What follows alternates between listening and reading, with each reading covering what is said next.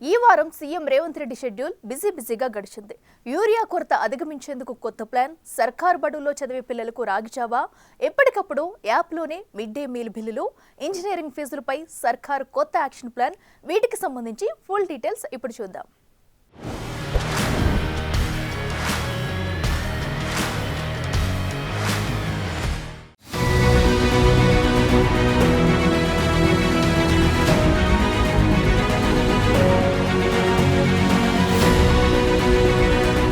తెలంగాణలో ప్రస్తుతం యూరియా కొరత తీవ్రంగా ఉంది. దీన్ని అధిగమించేందుకు రాష్ట్ర ప్రభుత్వం అన్ని రకాల ప్రయత్నాలు చేస్తోంది. రామగుండం ఎరువుల ఫ్యాక్టరీ నుంచి వేగంగా ఉత్పత్తి చేసే విషయంపై ఫోకస్ పెట్టింది. రామగుండం ఎరువుల ఫ్యాక్టరీ ద్వారా ఏప్రిల్ నుంచి ఆగస్టు వరకు 1,69,325 టన్నుల యూరియా సప్లై చేయాల్సి ఉంది. ఇప్పటి వరకు 1,06,852 మెట్రిక్ టన్నులే వచ్చింది. ఇంకా 62,473 టన్నుల యూరియా రావాల్సి ఉంది. ఆగస్టు 14న అమ్మోనియా పైప్లైన్ లీకేజీతో ప్రొడక్షన్ ఆగింది. రిపేర్ అయ్యి ఉత్పత్తి మొదలవ్వాలంటే మరో 10 రోజులు పడుతుందంటున్నారు. దీంతో ఆలోపు డిమాండ్ తక్కువగా ఉన్న జిల్లాల నుంచి ఎక్కువగా ఉన్న జిల్లాలకు యూరియా తరలించి రైతులకు అందుబాటులోకి తీసుకురావాలని అధికారులను మంత్రి తుమ్మల ఆదేశించారు. ఈ విషయంలో కలెక్టర్లతో సమన్వయం చేసుకుంటూ రవాణాలో ఎలాంటి ఇబ్బందులు తలెత్తకుండా చూసుకోవాలన్నారు.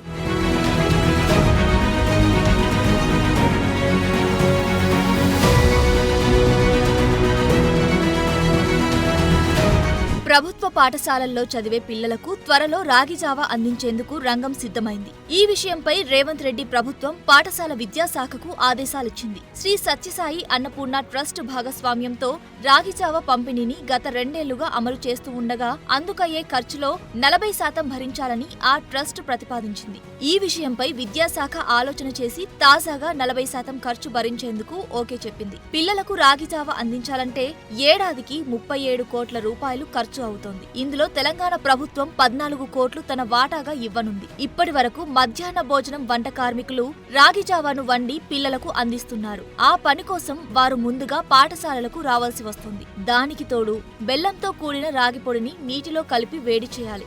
ఆ పనికయ్యే ఖర్చు రాలేకపోయింది. ఫైనల్ గా సర్కార్ ఓకే చెప్పడంతో పిల్లలకు బెనిఫిట్ జరగబోతోంది.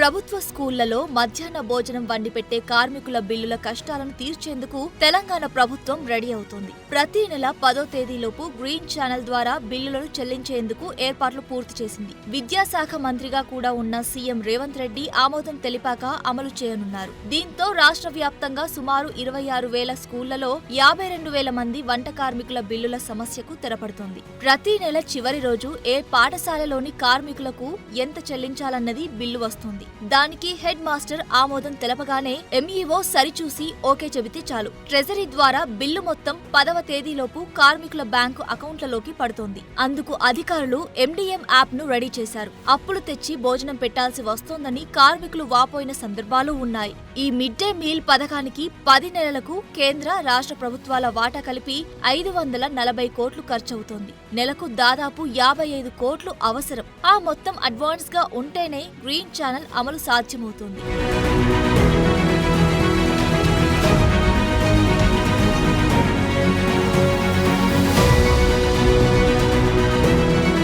ఇంజనీరింగ్ వృత్తి విద్యా కాలేజీల్లో ఫీజుల పెంపుపై తెలంగాణ ప్రభుత్వం కీలక నిర్ణయం తీసుకుంది. కాలేజీలు అందించే అకౌంట్స్ తో పాటు ఆయా కాలేజీల్లో క్వాలిటీ ఎడ్యుకేషన్ ను పరిగణలోకి తీసుకుని మాత్రమే ఫీజులు డిసైడ్ చేయాలన్నది. దీంతో ఫీజుల పెంపునకు సంబంధించిన రూల్స్ లో మార్పులు చేస్తూ ఉత్తర్వులు జారీ చేసింది. ఇంజనీరింగ్ వృత్తి విద్యా కాలేజీల్లో విద్యార్థుల హాజరు, ఫేషియల్ రికగ్నిషన్ అమలు, ఆధార్ ఆధారిత ఫీజుల చెల్లింపులు సహా స్టూడెంట్స్ ను రీసెర్చ్ వైపు ప్రోత్సహిస్తున్నారా లేదా అన్న అంశాలను కూడా పరిగణలోకి తీసుకోనున్నట్టు సర్కార్ ఉత్తర్వుల్లో పేర్కొంది. కాలేజీలు క్వాలిటీ విద్యను అందిస్తున్నాయా, ఆ కాలేజీల్లో విద్యార్థులకు ప్లేస్మెంట్స్ ఎలా ఉన్నాయి అనే అంశాలపైన ఫోకస్ పెట్టనున్నారు. జాతీయ, అంతర్జాతీయ ర్యాంకింగ్లు, ప్రభుత్వ రూల్స్ ను ఎంతవరకు అమలు చేస్తున్నారనే అంశాలను పరిశీలించిన తర్వాతే కాలేజీల్లో ఫీజులను నిర్ధారించనున్నారు.